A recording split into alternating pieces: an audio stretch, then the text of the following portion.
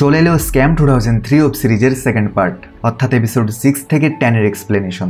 যারা আগের 5টা এপিসোড দেখোনি তারা নিচের ডেসক্রিপশনে দেওয়া লিঙ্ক থেকে দেখে নাও। তো চলো বাকি এপিসোডগুলো শুরু করা যাক। সময় ছিল 2001। কর্ণাটকের একজন সুপারস্টার যার নাম জিব্রাম, তার অপহরণ করা হয়। জিব্রাম অনেক বড় মাপের সুপারস্টার ছিল, যার কারণে পুরো দেশে তোলপাড় সৃষ্টি হয়। অপহরণকারীরা 15 কোটির মুক্তিপণ দাবি করে, যেটা অনেক বড় একটা চাহিদা ছিল, আর সরকার এটার জন্য রেডি ছিল না। ডিজিপি ম্যাডাম বলে, যদি তার কিছু হয়ে যায় তাহলে সব দিক অনেক ধ্বংসযোগ্য হবে, আমাদের কোনো একটা রাস্তা বের করতে হবে। এখানে ডিজিপি হচ্ছে সে যে কিনা পুলিশ বাহিনীর সর্বোচ্চ প্রধান। যাই হোক, আগের রাতে আব্দুল নাইট ক্লাবে যে কাণ্ড ঘটিয়েছে সেটার জন্য সে এখন টেনশনে ছিল, কারণ তাদের সাথে দেওয়া সব লোকরা লোভী হয়ে গিয়েছে। জেকে বলে, আমাদের টাকা তো দিতে হবে, কারণ এর বদলে তারা প্রোটেকশন দেয়। আব্দুল বলে, টাকা তো আমি দিব, কিন্তু এই সবাইকে জুতার নিচে রাখবো।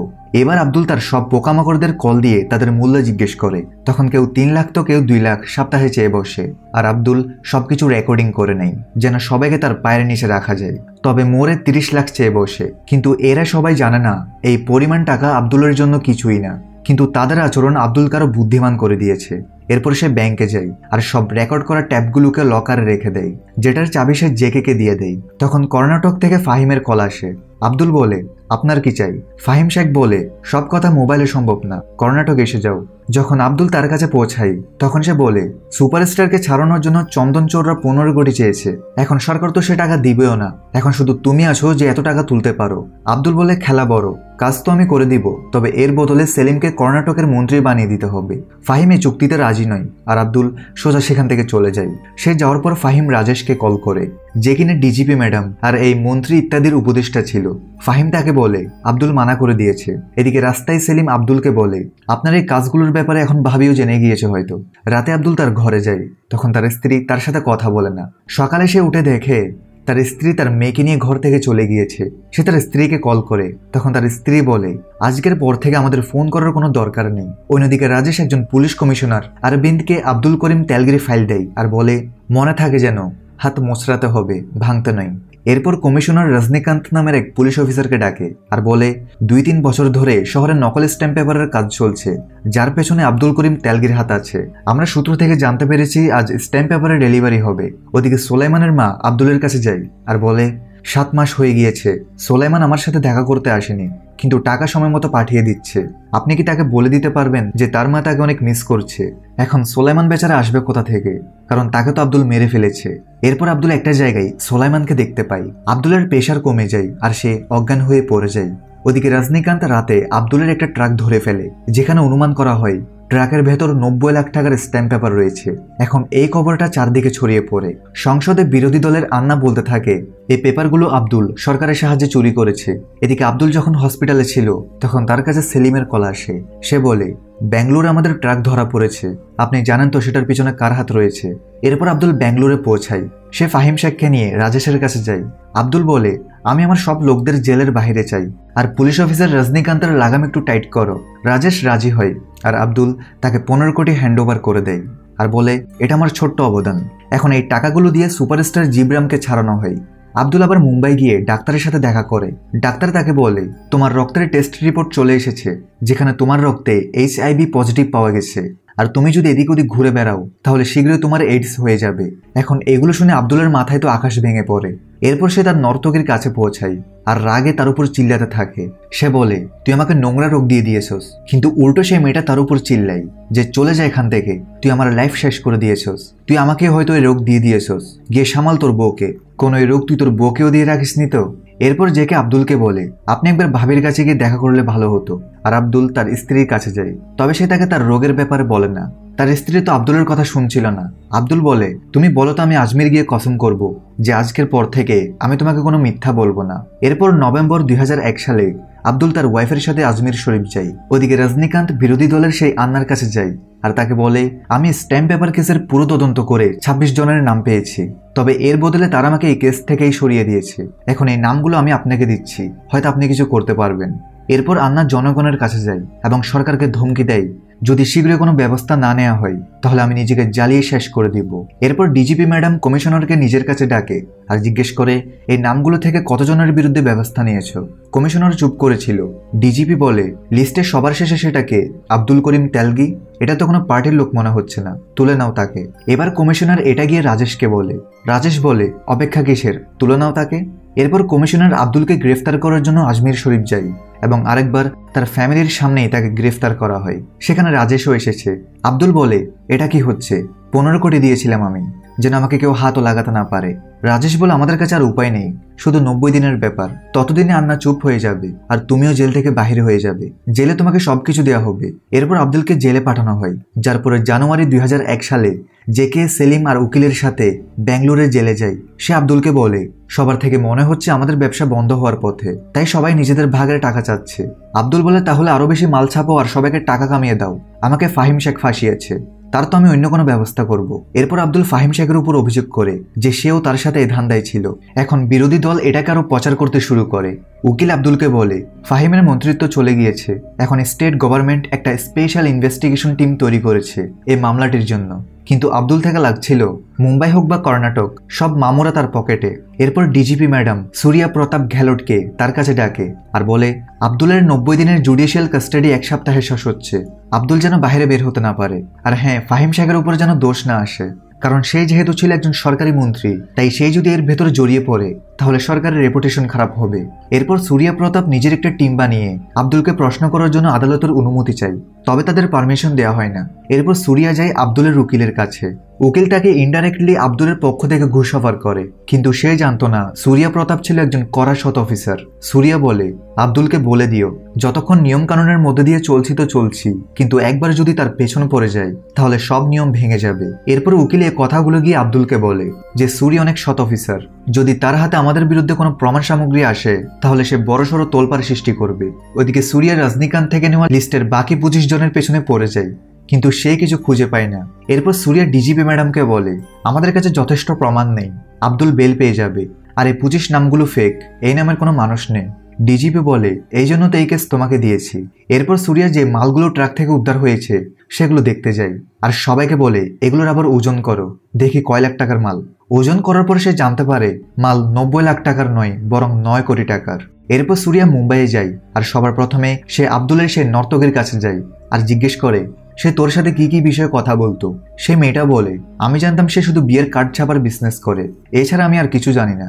যার পরে সূর্যা তার দল নিয়ে সেই জায়গায় যায় যেখানে আব্দুলের একটা প্রেস রয়েছে। ভেতরে এখনো মেশিন চলছে আর পেপার তৈরি হচ্ছে। পুলিশের বাইরে তালা ভেঙে ভেতরে ঢোকার চেষ্টা করে, তবে তালা ভাঙার আওয়াজ শুনে সেখানকার এরিয়ার সব মানুষরা একসাথে হয়ে তাদের উপর চড়াও হয়, যার কারণে পুলিশদের সেখান থেকে চলে যেতে হয়। সূর্যা মহল্লার একটা ডাস্টবিন চেক করে, যেখানে সে কিছু ছেঁড়া স্ট্যাম্প পেপার দেখতে পায় এবং ইউজ হওয়া কালির পট। আজকে আব্দুলের বেল হওয়ার দিন ছিল, তবে সূর্যা আদালতে চার্জশিট ফাইল দেয়। সে জর্জকে বলে স্যার এখন প্রশ্ন 90 লাখের নয়, বরং 9 কোটির। প্রথমে ক্যালকুলেশন ঠিকভাবে করা হয়নি, যদি এত টাকার স্ট্যাম্প পেপার কোনো সরকারি অফিস থেকে চুরি হতো তাহলে চুরি এতক্ষণে ধরা যেত, কিন্তু স্ট্যাম্প পেপার চুরি হয়নি, বরং আব্দুলের প্রেসে ছাপা হয়েছে। একটা ট্রাকে 9 কোটি টাকার মাল পাওয়া গেছে, আর না জানি এমনই কত ট্রাক পুরো দেশের কোন কোন রাজ্যে গিয়েছে। আমার অনুমান হচ্ছে 1 বছরে 2500 থেকে 3000 কোটি টাকার নকল স্ট্যাম্প পেপার পুরো দেশে সাপ্লাই করা হচ্ছে। এটা একটা বড় স্ক্যাম। এরপর আব্দুল রাজেশের কাছে কল করে আর বলে আমি ছোট থেকে বড় সবার পকেট ভর্তি করি, আর তোমরা আমাকে বেল পর্যন্ত দিতে পারছো না। রাজেশ বলে সূর্যা প্রতাপ এত বড় প্রমাণ দিয়েছে, এখন আমি কিছু করতে পারবো না, প্রমাণ বড় তো এখন হিসাবও বড় হবে। আবার জেলে যাওয়ার কারণে আব্দুল রেগেছিল। সে তার সব পোকামাকড়দের ফোন করতে থাকে আর তার ফোন কলগুলো সূর্যার টিম রেকর্ড করে নেয়। এরপর সূর্যা মন্ত্রীর কাছে যায় আর বলে আমরা তার ফোন কল রেকর্ড নিয়েছি, এখন আমাদের অনুমতি দরকার যাতে আমরা মহারাষ্ট্রে গিয়ে তদন্ত করতে পারি। এদিকে মহারাষ্ট্রের পুনেতে আব্দুলের সাথে মিলে থাকা ইয়াদাব সূর্যার ইনভেস্টিগেশন দেখে ভয় পাচ্ছিল, কারণ আব্দুল যদি তার নাম বলে দেয়।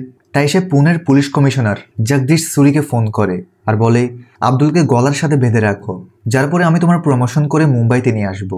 এরপর সে ডিসিপি ম্যাডাম হেলানিকে ব্যাঙ্গালোরে পাঠায়। হেলানি বলে সে আব্দুলকে এখান থেকে বের করার জন্য এসেছে। সে আব্দুলের সাথে ইয়াদাবের উপদেষ্টার সাথে কথা বলে, যে তাকে বলে আমরা আপনাকে ফেরানোর চেষ্টা করছি। এরপর আব্দুল হেলানিকে বলে আমি জেনে গেছি আপনি পাওয়ারফুল, তবে আমিও কোনো কম পাওয়ারফুল নই। সবচেয়ে বেশি পাওয়ার টাকাতে হয়, আর সেটা আমার কাছে অনেক আছে। আপনি আমাকে এখান থেকে বের করুন, যার বদলে আপনার অনেক সেবা করা হবে। হেলানি বলে তোমাকে বের করার জন্য পুনেতে তোমাদের স্ট্যাম্প পেপার ভর্তি গাড়ি ধরতে হবে, এরপর সে যাওয়ার পর আব্দুল রাওয়াতকে কল করে বলে, এই হেলানিকে। রাওয়াত বলে সে 1 নম্বর হারামি, সেই একমাত্র তোকে সেখান থেকে বের করতে পারবে। এরপর আব্দুলের প্ল্যান অনুযায়ী পুনের হাইওয়েতে পুলিশরা স্ট্যাম্প পেপার ভর্তি একটা গাড়ি জব্দ করে। আর জগদীশ প্রেস কনফারেন্সে সবাইকে বলে, আমরা স্ট্যাম্প পেপার ভর্তি একটা গাড়ি ধরেছি। আমাদের সন্দেহ এই কেসে আব্দুল করিম তেলগি কানেক্টেড আছে। এদিকে সুরি একটা কল রেকর্ড শুনছিল, যেখানে আব্দুল বলে, একবার মহারাষ্ট্রে আসতে দাও, তারপর দেখাচ্ছি। 8 নম্বর এপিসোডের শুরুতে দেখা যায় সূর্য প্রতাপ মন্ত্রীর কাছে যায় আর বলে, মহারাষ্ট্রের সরকার চাপ দিচ্ছে যাতে তারা আব্দুলকে মহারাষ্ট্রে নিয়ে যায়, কিন্তু আমরা এটা হতে দিতে চাই না। মন্ত্রী বলে, তুমি একে আমার কাছে ছেড়ে দাও, বাকি কাজ আমরা দেখে নিব। এরপর রাজেশ মন্ত্রীকে বলে, আমাদের কিছু একটা করতে হবে যেন আব্দুল কর্ণাটকের বাইরে যেতে না পারে, কারণ রাজেশ চাই আব্দুলের মতো ধনী লোক যেন তাদের হাতে থাকে, সে তার থেকে অনেক টাকা খেতে পারবে। তাই সংসদে কর্ণাটকের মন্ত্রীর প্রস্তাব রাখে যে আব্দুলের সাথে মহারাষ্ট্রের অনেক এমপি মন্ত্রী মিলে আছে, তাই সে অনুরোধ করে আব্দুলকে মহারাষ্ট্রে পাঠানো না হোক। এরপর সূর্যা আব্দুলের সাথে দেখা করতে জেলে যায় আর তাকে প্রশ্ন জিজ্ঞেস করে যে আপনি এই ব্যবসায় কখন থেকে আছেন। যখন তারা সঠিক উত্তর পায় না, তখন পুলিশরা এক এক সময় তাকে প্রশ্ন উত্তরের জন্য হয়রানি করে। এখন রাত হোক বা দিন, তাকে বারবার একই প্রশ্ন জিজ্ঞেস করা হচ্ছিল। আব্দুল বলে, আপনারা যতই চেষ্টা করুন, আমার তাকদির বদলাতে আপনাদের অনেক বছর লেগে যাবে। এখন মহারাষ্ট্রের সরকার আর কর্ণাটকের সরকার আব্দুলকে নিয়ে মতবিরোধ করছে। এদিকে আব্দুল উকিলকে ডাকে আর বলে, 3 মাস থেকে বেশি হয়ে গিয়েছে, আমি বাহিরে আসতে চাই, যে করে হোক আমাকে বাহিরে বের করো।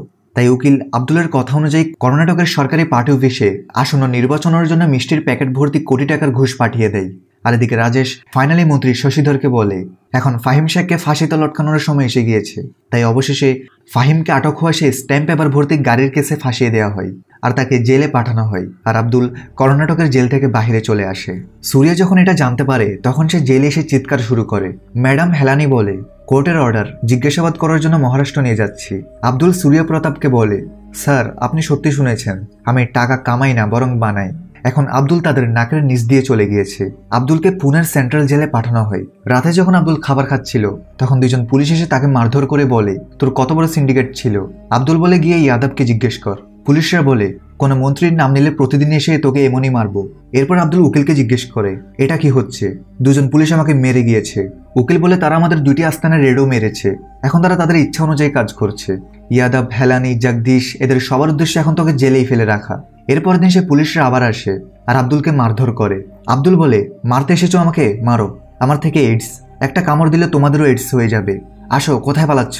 আব্দুল অনেক বুদ্ধিমান ছিল, এখন সে নিজের মাথা খাটায়, যার ফলে তার মুম্বাইয়ে থাকা সব পোকামাকড়গুলো তাকে মুম্বাই আনার প্ল্যান করছিল। হেলানি তাকে পিটিয়ে মেরে ফেলবে। আব্দুলের কথায় তারা সোলাইমানের হত্যার অভিযোগ আব্দুলের উপর দিয়ে দেয়, যার ফলে তাকে ট্রায়ালের জন্য মুম্বাই আনার অনুমতি দেওয়া হয়। এখন ফাইনালি তার নিজের পোকামাকড়গুলো তাকে পুনে থেকে মুম্বাই নিয়ে যেতে এসেছে। এখন সেখানে হেলানি চলে আসে, তবে সে কিছু করতে পারবে না আর আব্দুল তার নাকের নিচ দিয়ে চলে যায়। আব্দুলকে পুলিশ স্টেশনে 15 দিনের কাস্টাডিতে রাখা হয়। যখন জর্জ তাকে জিজ্ঞেস করে, তুমি কি তোমার অপরাধ কবুল করো, তখন আব্দুল মানা করে দেয়। এরপর রাওয়াত তাকে তার ওয়াইফের সাথে দেখা করতে পাঠায়। নাফিসা তাকে ঘরের ভেতরে আসতে দেয় না, কারণ আব্দুলের কারণে তার জীবন খারাপ হয়ে গিয়েছে। আব্দুল তার মেয়েকে বলে, মায়ের খেয়াল রাখিও আর পড়ালেখায় মন দিও। এদিকে সংসদে মোড়ে মন্ত্রীদেরই নামানোর জন্য বিভিন্ন প্রশ্ন তুলে, যে তারা এই কেসের ইনভেস্টিগেশন কেন করছে না, নাকি আব্দুলের সাথে তারা মিলে আছে। এটা শুনে শুধু দেখানোর জন্য ইয়াদব ইনভেস্টিগেশন শুরু করতে বলে। এদিকে আব্দুল করিম কখনো বাহির থেকে ভিতরে আর ভিতর থেকে বাহিরে বের হতে পারছিল। নিজের শহরে এসে আব্দুল খুশি ছিল, এই জন্য সবাই পার্টি করে। তার পার্টিতে তার সব পোকামাকড়গুলো ছিল। তার সাথীরা তাকে বলে, ইয়াদব একটা টিম বানিয়েছে আর তোমার কেস প্রমোদ জয়সিংকে দিয়েছে, আর তাকে বলা হয়েছে তোমার কাজ হচ্ছে কোনো কাজ না করা। আব্দুল থেকে জয়সিং এর প্রতি কোনো পরোয়া ছিল না। এখন সে নিজেকে মুম্বাইয়ের কিং ভাবতে শুরু করেছে, কারণ মুম্বাইয়ের সব ক্রাফট পুলিশ আর মন্ত্রীরা সবাই তার সাথে মিলে আছে। সেই রাতে তারা অনেক মজা করে। এরপরের দিন আব্দুল স্ট্যাম্প পেপারের খুশবু নেওয়ার জন্য তার প্রেসে যায়, আর সেখানে কাজ করা সব কর্মচারীর প্রশংসা করে, কারণ তারা আব্দুলের খারাপ সময়েও মেশিন ঠিক রেখেছে। তার সব ওয়ার্কাররা এবং মহল্লার সবাই তাকে আবার কাজে দেখে খুব খুশি হয়। ওদিকে জয়সিং স্পেশাল ইনভেস্টিগেশন টিম পেয়েছে, আর তার টিমের মধ্যে সবাই দাঁতবিহীন বুড়ো সিংহ ছিল। জয়সিংকে আব্দুলের যে ফাইলটি দেওয়া হয়েছে সেটাতে শুধু 4টি পেজ রয়েছে। তখনই তার সাথীরা বলে, আমাদেরকে সেই কেসটাই দেয়া হয় যেটাকে কখনো সলভ করা হয় না। এরপর জয়সিং এর সাথে দেখা করতে সূর্য প্রতাপ আসে। সে বলে, পুরো সিস্টেমের কেউ চায় না আমরা এই কেস সলভ করি। জয়সিং বলে, স্যার যা কিছুই হয়ে যাক, আমি এই কেস সলভ করেই ছাড়বো। এরপর সূর্য তাকে 4টি ফাইল দেয়, যেখানে তার 7 মাসের পরিশ্রম ছিল। জয়সিং তার বুড়ো সাথীদের কাছে যায় আর তাদের সূর্যের ফাইলগুলো দিয়ে বলে, দাঁত ছাড়া সিংহ শিকারকে খেতে পারে না, কিন্তু তাকে মারতে তো পারে। এরপরে এই এসআইটি টিম যায় নাসিক প্রেসের মধুসূদনের কাছে। মধুসূদনের কাছে তাদের প্রশ্নের কোনো উত্তর ছিল না। এরপর তারা যায় লাইসেন্স অফিসারের কাছে আর তাকে নানান প্রশ্ন জিজ্ঞেস করতে থাকে। ওদিকে আব্দুল খানাপুরে তার মায়ের সাথে দেখা করতে যায়, পুলিশও তার সাথে যায়, কারণ অফিসিয়ালি সে একজন কয়েদি ছিল। এরপর সেলিম আব্দুলকে তার ফিউচারের ব্যাপারে ডিসকাস করতে ঘুরতে নিয়ে যায়। আব্দুল বলে, আমার ফিউচার সেট, সব সিস্টেম আমার পকেটে, আমাকে কেউ হাতও লাগাতে পারবে না। কিন্তু সেলিম জিজ্ঞেস করে, আমার ফিউচারের কি হবে? আমার 5 থেকে 10,000 টাকার প্রয়োজন হলে সেটাও আপনার থেকে চাইতে হয়। যতক্ষণ আপনার এই ব্যবসা চলছে তো চলছে, কিন্তু ভবিষ্যতে যদি আপনার ব্যবসা বন্ধ হয়ে যায় তাহলে আমি কি করব? আপনার সাথে আমিও পরিশ্রম করেছি, আমি সেটার মূল্য চাই। যার কারণে আব্দুল তাকে জুতা দিয়ে মারতে থাকে। যে হালুয়ার 1 চামচের জন্য আব্দুল অনেক প্ল্যানিং আর কষ্ট করেছিল, তেমনই হালুয়া সে এখন পুরো গ্রামে বিতরণ করে। সাথে সবাইকে বলে, যে যেটা চাও চেয়ে নাও, আজ সবার ইচ্ছা পূরণ করা হবে। কিন্তু এটা তার ভাই দেখে অনেক খারাপ লাগে। আসলে আব্দুল এটা সেলিমকে দেখানোর জন্যই করেছে। আব্দুলের সাথে তার সব পোকামাকড়গুলো 4 দিন ধরে পুলিশ স্টেশন থেকে গায়েব ছিল, আর জয়সিং তাদের 4 দিন ধরে খুঁজছিল। এবার জয়সিং ম্যাডাম হেলানির সাথে দেখা করে, যার পরে সে যায় জগদীশ সুরির কাছে। যেই আদাব শুধু দেখানোর জন্য জয়সিংকে ইনভেস্টিগেশনে রেখেছে, সেই আদাবে এখন জয়সিং এর ইনভেস্টিগেশন দেখে চিন্তিত হয়ে পড়ে। তাই সে জয়সিং এর সাথে দেখা করতে যায় আর তাকে জিজ্ঞেস করে এখন পর্যন্ত সে কি কি করেছে। জয়সিং বলে, কনস্টেবল থেকে কমিশনার পর্যন্ত, এবং আপনার কিছু সাথী আব্দুলের সাথে মিলে রয়েছে। এরপরে ইয়াদাব নিজে বাঁচার জন্য আর সবার মনোযোগ সরানোর জন্য মুম্বাইতে ব্লাস্ট করায়, যেন আব্দুলের কেসগুলো ঠান্ডা হয়ে যায়। জয়সিং সুরিয়াকে বলে, যতক্ষণ আব্দুল মহারাষ্ট্রে আছে ততক্ষণ কেউ তাকে ছুতেও পারবে না, কারণ লোকটা পুলিশদের স্বর্ণের হাত করে পরিয়ে রেখেছে। আমাদের তার অ্যাড্রেস চেঞ্জ করতে হবে। এরপর জয়সিং আর সূর্য প্রতাপ আব্দুলকে আনঅফিসিয়ালি তার হোটেল থেকে তুলে নেয়। মহারাষ্ট্রের পুলিশ তাদের ধরে ফেলে, কিন্তু তাদের হাতে কিছু আসে না, কারণ জয়সিংরা আব্দুলকে গোপনে অন্য রাস্তা দিয়ে কর্ণাটক পাঠিয়ে দিচ্ছে। এরপর জগদীশ জয়সিংকে জিজ্ঞেস করে, এটা তোমরা কি করছো? সূর্য প্রতাপ বলে, স্যার আপনি মিডিয়ার মানুষদের বলতে পারবেন না যে আমরা তাকে জেল ব্রেক করে তুলে নিয়েছি, আর এটাও বলতে পারবেন না যে আমরা তাকে তার ঘর থেকে তুলেছি। কোথায় গেল এসব কিছু নিয়ে তো আপনার উপরে আঙুল উঠবে। তাই জগদীশ আব্দুলকে অফিসিয়াল বলে কর্ণাটক পাঠিয়ে দেওয়ার অনুমতি দেয়। এটা হচ্ছে সঞ্জয় সিং, যে কিনা একজন সৎ সাংবাদিক। তার কাছে একটা অচেনা নাম্বার থেকে অচেনা লোকের কল আসে, আর তার কাছে আব্দুলের রিলেটেড একটা ফাইল পাঠায়, যেটাতে রিসার্চ করার পর সে তার সাথীকে সিপি জগদীশ সুরির সাথে একটা ইন্টারভিউর পারমিশন নিতে বলে। এরপর ইন্টারভিউ শুরু হয় মুম্বাই ব্লাস্টের ব্যাপারে কথা বলতে বলতে, কিন্তু শেষ হয় স্ট্যাম্প পেপারের জালিয়াতির ব্যাপার নিয়ে। সঞ্জয় সিং ক্যামেরার সামনে পুরো দেশবাসীকে বলে, জয়সিং এর রিপোর্ট অনুযায়ী মহারাষ্ট্রের ছোট থেকে বড় পুলিশ ইন্সপেক্টর সবে আব্দুলের সাথে মিলে আছে। এই জালিয়াতিতে অনেক মন্ত্রী অন্তর্ভুক্ত। এটা শুনে সবার মাথায় আকাশ ভেঙে পড়ে, সবাই খুব ভয় পেয়ে যায়। এরপর উকিল আব্দুলকে বলে, এখন মুম্বাই থেকে কেউ তোমার হেল্প করতে পারবে না। এখন নিজের ক্ষমতা বাঁচানোর চক্করে ইয়াদব জগদীশকে পাঠিয়ে নিজেরই একটা গোডাউনের রেড করায়, যেটা সে আব্দুলকে দিয়ে রেখেছে। সেখানে 2000 কোটি টাকার স্ট্যাম্প পেপার ছিল। জগদীশ রিপোর্টারদের জানায়, এখন মহারাষ্ট্রের পুলিশ আর কর্ণাটকের পুলিশ একসাথে হয়ে এই কেসের উপর কাজ করবে। যখন এই কথাটা আব্দুলের কানে আসে, তখন সে হতাশ হওয়ার বদলে হাসতে থাকে আর বলে, সবার খবর আছে, তারা তো জানে না আমার মুখ থেকে কার কার নাম বের হবে। লাস্ট এপিসোডের শুরুতে দেখা যায় কয়েক মাস ধরে স্ট্যাম্প পেপারের কেসে কোনো কাজ করা হয়নি, কেস ঠান্ডা হয়ে গেছে।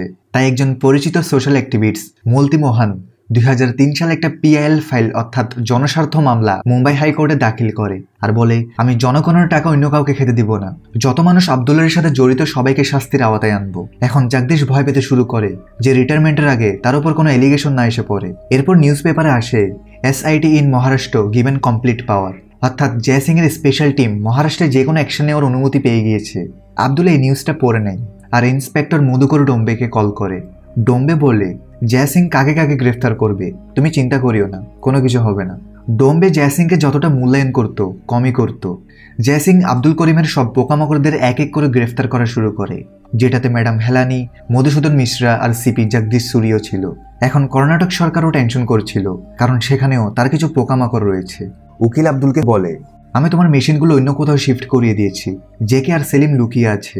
আব্দুল বলে, এখন আমার থেকে এটা প্রমাণ করতে হবে যে এগুলো আমি একা করিনি, কিছু ইম্পর্টেন্ট লোক আছে যারা আমার সাথে কাজ করেছে, যেন ফোকাস শুধু একটা মাছের উপর না আসে বরং পুরো পুকুরেই আসে। আব্দুলের মা তাকে কল করে বলে, বাবা তুমি টাকা তো অনেক কামিয়ে ফেলেছো, কিন্তু বদনামি তার চেয়ে অনেক কামিয়েছো, আমাকে আমার সেই পুরনো আব্দুল ফিরিয়ে দাও। এখন পুলিশ আব্দুলের নার্কো টেস্ট করার পরিকল্পনা করতে থাকে, যেটা এখন পর্যন্ত ইন্ডিয়ায় 2 বা 3 বার করা হয়েছিল। এটা পুলিশের নেক্সট লেভেল ইনভেস্টিগেশন ছিল। অ্যাকর্ডিং টু রুল কারো সম্মতি ছাড়া তার নার্কো টেস্ট করা যাবে না। উকিল আব্দুলকে বলে, তুমি পেপারে সাইন করিও না। এরপর সুরিয়া নার্কো টেস্টের পেপার আব্দুলকে দেয়। জানি না আব্দুলের মাথায় কি প্ল্যান চলছিল, সেই পেপারে সাইন করে দেয়। আব্দুল মানুষ ছোট ছিল, কিন্তু তার গল্প অনেক বড়। ডিসেম্বর 2003 সালে আব্দুলের নার্কো টেস্ট করা হয়। সেই টেস্টে তার সাথে সব পলিটিশিয়ানসদের নাম জিজ্ঞেস করা হয়। আব্দুল ইয়াদাব, ফাহিম শেখ আর ধুমালের নাম নেই, আর বলে এখন তারা আমাকে মারার চেষ্টা করবে। এখন এই ভিডিও ফুটেজ প্রত্যেক টিভি চ্যানেলের নিউজ হয়ে যায়। কামলে ইন্টারভিউ দেয় যে আব্দুল তো একটা ছোটখাটো স্ক্যামার, তবে তাকে সাহায্য করে বড় স্ক্যামার বানানোর লোকগুলো তো অপরাধী, তারা সবাই পলিটিশিয়ানস। এখন 2 বছর কেটে যায়, আব্দুলের মা মারা যায়। সেলিম আব্দুলকে বলে, মা অনেক অপেক্ষা করেছে তোর জন্য, তোকে পাওয়ার জন্য আকুল হতে হতেই চলে গেল। সেলিম আব্দুল থেকে এই শেষকৃত্যের খরচ চাই, আর বলে আমি অনেক খরচ করেছি এতে। সেলিমের মুখ থেকে এমন পাগলামি কথা শুনে আব্দুল তাকে মারধর করে। মার্চ 2005 সালে আব্দুল জেলে সূর্য প্রতাপকে ডাকে আর বলে, আমি একটা বই লিখতে চাই যেখানে সেই প্রত্যেক মানুষের ব্যাপারে বলা হবে যাদের আপনি ধরতে চান। তাদের নাম, অ্যাড্রেস এবং প্রমাণ সবকিছু আমার কাছে আছে। এখন কর্ণাটকের পলিটিশিয়ানসদের উপর বিপদ আসছে, তাই তারা একটা গেম খেলে। তারা ভারতের আলাদা আলাদা রাজ্য থেকে আব্দুলের উপর FIR দায়ের করে। মামলা পৌঁছায় সুপ্রিম কোর্ট পর্যন্ত, আর কোর্টের অর্ডার আসে যে এই কেস এখন স্টেট এজেন্সি না, বরং সেন্ট্রাল এজেন্সি সামলাবে। জয়সিং আর সূর্যা থেকে এই কেস ফিরিয়ে নেওয়া হয়। 2007 সালে স্ট্যাম্প পেপার জালিয়াতির ব্যাপারে শুনানি হবে। উকিল আব্দুলকে জানায় এখন তারা আপনার স্ত্রী নাফিসার সাক্ষাৎকার নিবে। এরপর পুনে কোর্টে নাফিসাকে ডাকা হয়। আব্দুল তার স্ত্রী আর মেয়ের সাথে দেখা করে। নাফিসা বলে, আমি তোমার ছেঁড়া স্যান্ডেল দেখে বিয়ে করেছি, তখন তোমার বাপ মাটিতে ছিল। এরপরে সে আব্দুলকে রেগে বলে, যদি তুমি সবকিছু ঠিক করতে চাও তাহলে শেষ করে দাও এই সবকিছু, তুমি আমার জীবন তো নষ্ট করেছো, অত্যন্ত মেয়েটার ভবিষ্যৎ তো বাঁচিয়ে দাও। এরপর আব্দুল জবানবন্দি দেয় যে এই স্ট্যাম্প পেপার জালিয়াতিতে সে একাই জড়িত। নার্কো টেস্ট যেটা তার উপর করা হয়েছে সেটা ফেক, আর সেই টেস্টে সে যাদের যাদের নাম নিয়েছে সে তাদের সাথে কোনোদিনও দেখাও করেনি। আব্দুলের কথা অনুযায়ী যে কেউ লকার থেকে প্রমাণ হিসেবে থাকা সেই ট্যাবগুলোকে জ্বালিয়ে দেয়। আব্দুল তার ওয়াইফের কথায় রাজি হয়েছে। এরপর সঞ্জয় সিং আব্দুলকে জিজ্ঞেস করে, আপনি কারোর নাম কেন দেননি? আব্দুল বলে, এই সিস্টেমের সাথে থাকতে থাকতে আমার এই সিস্টেমের প্রতি ভালোবাসা তৈরি হয়েছে, ব্যাস এই জন্য আমি কারোর নাম নিইনি। 10 বছর পর 2017 সালের অক্টোবরের 23 তারিখ ব্যাঙ্গালোরের জেলে আব্দুলকে অজ্ঞান অবস্থায় পাওয়া যায়। তাকে হসপিটালে অ্যাডমিট করা হয়, যেখানে সে তার অতীতের সব ভালো মুহূর্তগুলো মনে করতে থাকে। সেই প্রতিটি মানুষকে যারা তার ভালো মন্দ সময় তার সাথে দিয়েছে, সে প্রতি মুহূর্তে তাদের মনে করতে থাকে। এবং এরপর সেই হসপিটালেই আব্দুল মৃত্যুবরণ করে। 30,000 কোটি টাকার স্ক্যাম করা ব্যক্তিটি আজ খালি হাতে নিজের কবরে যাচ্ছে। কিছুদিন পর উকিল আর জেকে নাফিসার কাছে আসে আর তাকে আব্দুলের সম্পত্তি আর তার ব্যাংক অ্যাকাউন্ট ডিটেলস দিয়ে দেয়। এরপর 2017 সালের ডিসেম্বর মাসে আব্দুলের স্ত্রী আব্দুলের কামানো সব কালো টাকা সরকারের কাছে সারেন্ডার করে দেয়। আর এখানেই এ সিরিজ শেষ হয়। এ হচ্ছে আব্দুল করিম তেলগির আসল ছবি। 1998 থেকে 2002 সালের মধ্যে আব্দুলের বানানো নকল স্ট্যাম্প পেপারের মাত্রা দেখে অর্থমন্ত্রী সব স্ট্যাম্প পেপারকে লিগ্যাল ঘোষণা করে দেয়। সো কেমন লাগলো সিরিজটা কমেন্টে অবশ্যই জানাবে। ভালো লাগলে অবশ্যই লাইক করে দিবে। দেখা হবে পরের ভিডিওতে। সবাই ভালো থাকো, সুস্থ থাকো।